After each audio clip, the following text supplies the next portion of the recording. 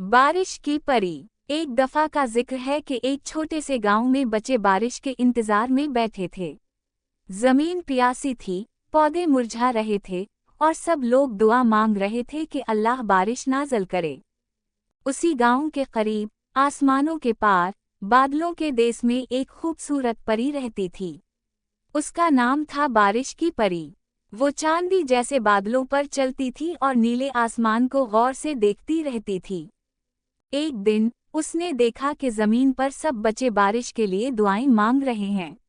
एक छोटी सी बच्ची दुआ हाथ उठाकर कह रही थी, या अल्लाह, हमें बारिश दे ताकि हमारे फूल हंसने लगें और हम छम छम बारिश में खेल सकें।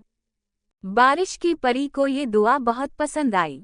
इसने अपनी छोटी सी जादू की छड़ी उठाई, बादलों को इकट्ठा किया और आसमान से कहा, अब वक्त है खुशियों की बूंदाबांदी का। चंद लम्हों बाद आसमान पर काले बादल छा गए, बिजली चमकी और फिर हल्की हल्की बारिश होने लगी।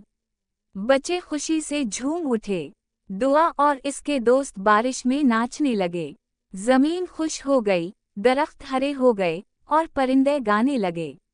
बारिश की परी मुस्कुराकर वापस बादलों में छप गई। अब वो जब भी बच्चों की सच्ची दुआ सुनती है, वो आती है और बारिश लेकर आती है।